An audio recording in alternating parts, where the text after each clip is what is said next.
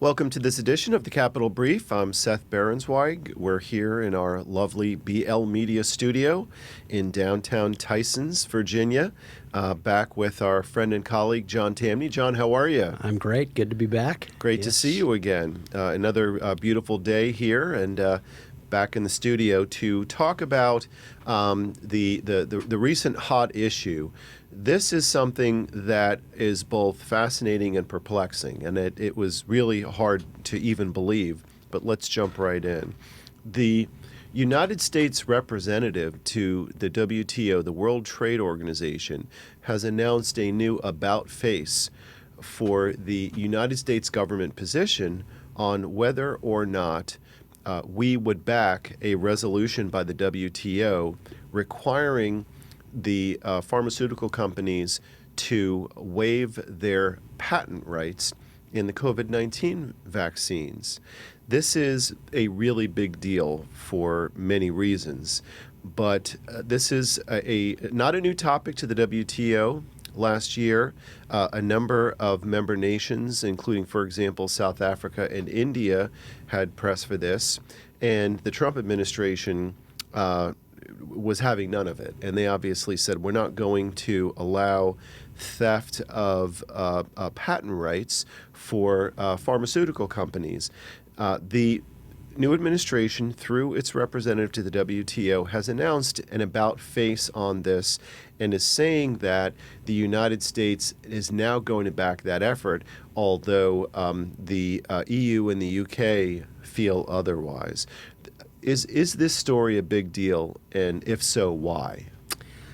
I don't think it's a terribly big deal, and I don't find it terribly surprising, really. Once you take money from government in such size as the pharmaceutical companies did in pursuit of a vaccine, what did you expect? Government never hands out money and walks away.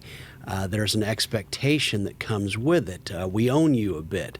Now, in this case, my question always is, how many of these pharmaceutical companies would have developed a coronavirus vaccine if not for the feds throwing out billions of dollars? Let's never forget, let's go back to the Holman-Jenkins statistic. 88% of those infected with the virus either don't know they have it or think it's so mild that they can't be bothered checking to see if they have it. I want to meet the pharma companies that would have developed something had the feds not been handing out money in the first place, at which point, as I see it, they own it. Right. Well, interesting perspective. This brings us into the world of government contracts, which is a big part of the economy here in the Washington, D.C. region and a lot of the work that we do at our law firm. And this is a government contract in extraordinary circumstances, but at its base, has a formative relationship that's pretty typical. The federal government needs something. Sometimes it needs it in an emergency. Sometimes it doesn't. It might need a product. It might need a service. And it pays for that. And it gets a benefit as a result of that payment. In this instance, there were government contracts that were executed starting with the Trump administration for the provision of vaccines. And these companies had invested millions and millions of dollars and a lot of time and resources at the front end in technology that ultimately, in more instances than not, don't even pay off. Some of the companies that were able to show some promise were able to enter into some government contracts for the purchase of vaccines. This is reminiscent of a situation that really reminded me in a way of the banking crisis of 2008, where we're talking about a sudden emergency where you have a potential public-private partnership where there are people in the room with the administration, and the administration is saying, we have an emergency and we need your help and we'll pay for it. And in the TARP era of the banking crisis, Hank Paulson and company were in the room with Jamie Dimon and others and said to them that they needed the big banks to come in and take over some of these assets. And J.P. Morgan reluctantly said yes to, I believe they took over Bear Stearns and Washington Mutual, which at the time was one of the biggest, if not the biggest, savings and loan. It was a complicated transaction, but at base it was pretty simple because they needed to act and act quickly. And And if corporate America wasn't there, then we would have had a problem. Fast forward to 2021, big pharma, it was the big banks. Today it's big pharma. They come in and they're literally saving lives. They put money into the front end on the development of these things, and the only one of the only saving graces that they have is that they have patent protection, which is something that's locked in as a matter of law. And now there's a conversation about them taking it away. And as you can imagine, the pharmaceutical companies are very unhappy. Are you surprised at the response, and where do you see this headed? I'm not surprised that they're unhappy, but I guess I'm just a little bit skeptical about why they're unhappy. This isn't a traditional pharmaceutical companies putting up money to develop a drug. The money was already there. It was coming from taxpayers one way or the other. It's not as though they went to investors and said, we've got an idea. You understand the odds here. They tend to be low. We develop all sorts of things. Most of them don't pan out. In this case, you had a deep-pocketed investor called the federal government willing to put the money up. So do I like that? Is this me defending the federal government's actions? No, I'm just saying I'm not surprised by what the federal government has done. I think as they see it, they own this. Without them, maybe there wouldn't have been private money to support that which arguably the market wouldn't have wanted in the first place. So you think if you get in the bed with the feds, then you get what you pay for. You get into a situation where this is kind of a little bit of an assumption of the risk scenario. I think so, and let's never forget, and again, I don't support this either, but if you and I, and we've discussed this recently on the show, if you and I come up with a cure for pancreatic cancer today and we say we want to take it to market, good luck. We would have to sell to one of those large pharmaceutical companies. I am pro big business. I love big business.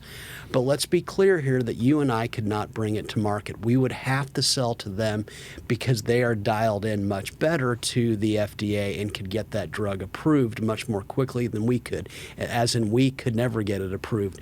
And so I think to some degree when you accept a certain amount of government protection of your market, you should expect this on occasion. So the pharmaceutical companies sold delivery of a product. They initially did not sell more than that, and they have always had patent protection, which is an element of intellectual property protection. There is a clear risk within this system that if the government comes in and says, look, the president woke up this morning and decided that we're going to need a patent waiver. There are a number of problems with that. I think there are some legal problems that we'll hold off on for a moment.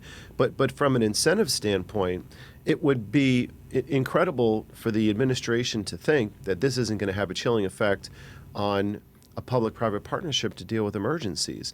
One of the reasons why SpaceX is working with NASA is because they have a delivery system for transportation of very critical satellites that will go into orbit to help deliver critical 4G and 5G communications infrastructure and technology for the United States, and as well as other countries. If the government can come in and then just say, we're going to call a mulligan and we're going to take the intellectual property, that's obviously going to create a very chilling effect on companies' trust in the United States government. And it's interesting because I remember when Jamie Dimon thought that he had some element of liability protection for some of the toxic assets that he took over, and under the TARP program, the feds were supposed to take over the toxic assets, and the banks were supposed to take over supposedly the healthy assets. And then when the banks got sued, J.P. Morgan and others took the position that they should be held harmless. And of course, the feds came in and said, it's your problem, it's not mine. And that was something that Jamie Dimon would later say, if he had known that that's what Hank Paulson was offering, he would have thought twice before he helped. But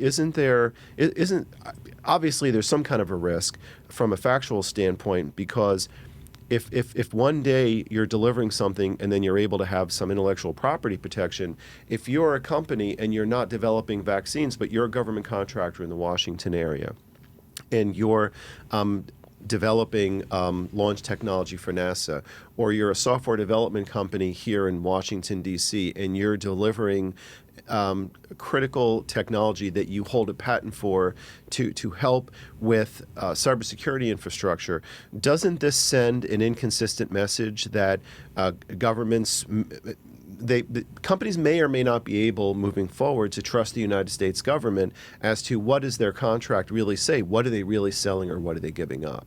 Oh, look, I'm familiar with the argument. There's no doubt what's being said right now is that why take risks on a future drug if government can step in and take away your patent protection? Right. And so maybe this would have a chilling effect.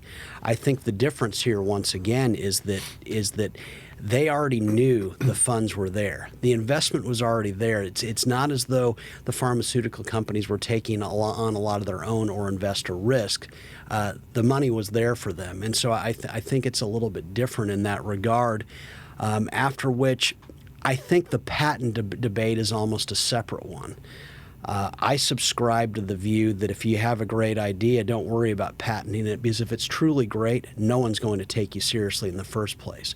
Implied by this notion of a great idea is that no one else has discovered it. And if they've thought about it, they rejected it and thought, let's do something else. And not put their resources Jeff Bezos into it. did not need to patent Amazon because it was a joke. You did not need to patent what Netflix came up with because it was a laugh line. Blockbuster had zero interest in it. What is a brilliant idea is brilliant precisely because market actors already reject it. And so patent protection, I'd prefer government not offering that in the first place. I just think it speaks to another government intervention in the natural workings of the marketplace. A few legal reflections on this, because obviously when you're talking about waiving or stripping away intellectual property protection for companies that have put hundreds of millions, if not more, into development, obviously there are going to be some legal aspects to this. Patent protection is on a country-by-country basis. Here in the United States, we have certain constitutional protections. There is the so-called takings clause in the Fifth Amendment that says the federal government cannot take property away from us for public use without just compensation. There are a lot of people on social media right now that are talking about the need for this to be able to deploy more quickly, the vaccine. First of all, I don't think that that's even an accurate narrative. There's plenty of vaccine to go around under licensing agreements, and there can be low royalty or royalty-free license agreements that helps get those deployed to the South Africas and the Indias of the world without obliterating the company's patents. But here in the United States, the government can't even begin to take away that property right without just compensation under the Fifth Amendment. So the conversation that's happening is not bringing in a lot of the practical problems. First, from a legal standpoint, because in the United States, you just can't take something. And Merck will come in and say, if you're going to take it from me, you're going to pay me a huge amount of money, and then they're going to be fighting about that. Internationally, if India says that they want to eradicate the patent protection in India, obviously there's going to be litigation here about that. But the other thing is that giving the information underlying a patent, it's not like a baking list. People just don't go in and say, here are the ingredients, go ahead and make it. So from a factual standpoint, this isn't even necessarily going to help anything. What it's really going to do is it's going to, if anything, potentially slow down the rollout, make it more complicated, make it more adverse, and it's going to bring into question the steadiness and the reliability of the public-private partnership between corporate America and the United States government. Looking at this from a broader perspective, do you see this issue, regardless of how you feel about who's in the right or who's in the wrong, do you see this having some kind of a potential impact on other technologies that are out there that the government might come in and might try to appropriate that as well? I don't think so. I do think in this case, and this is coming from someone who's always a critic of government, I think this is unique to this circumstance. There's a view among politicians, there's a view among global politicians that the virus is some kind of major threat that needs to be vaccinated away very quickly. Wise minds can disagree on that. I don't think it shows up in a broad sense. For a variety of reasons, but I don't see it happening. Certainly in the United States, there's this view, I think, with even on both sides of the political aisle, that what business does should broadly be protected. It should not be taken. It certainly happens on occasion. You would probably tell me differently. I viewed what happened in 2020 as a major taking. People had businesses that suddenly they could not operate, and I don't think they were justly compensated. So I wonder where this goes. But I do. My sense is, in a patent sense, this is probably something unique. Well, that's an interesting analogy. where was the conversation of the taking by the United States government in 2020 when everybody was literally ordered to shut down and go home? And now a lot of those businesses, especially small businesses, have failed. So why wasn't that a taking under the Fifth Amendment? Yeah, that's a great point. Well, you know, in bringing this one in for a landing, I believe that this is a topic that is going to be undercovered and underappreciated by the mainstream media and by most people that are having this conversation, because the impact of this in terms of corporate incentives to come in and help to deliver and address emergency solutions with the public-private partnership are going to be greatly disincentivized. There's not really a genuine conversation going on about whether factually this is even going to help accelerate delivery of the vaccine. And there are so many complexities and legal issues in terms of the taking of property and the inherent trust or mistrust in dealing with the government, that there's a lot of aspects of this that are being underserved. One of the elements of the COVID crisis is the element to which people already inherently distrust the government. I was at a Washington Nationals game last night, and there was a requirement by the D.C. government to wear masks. Everybody was very much distanced. The ballpark must have had at most 15% capacity, and people were being chastised to put their masks on. And a lot of people were saying, if the CDC has told me that I don't have to wear a mask outside if I'm fully vaccinated, then why am I being told to do this? And there's already so much distrust about this. If you can't go to the root element of corporate America and find a reliable way to be able to work with the government to help deliver vaccines without them turning back and then saying to the companies that they want to waive their patents, I think that we really have a broader problem on our hands. But it'll be interesting to see where this goes, and we'll keep a close eye on it. John, as always, a great conversation. Thanks so much for coming in today. Thank you.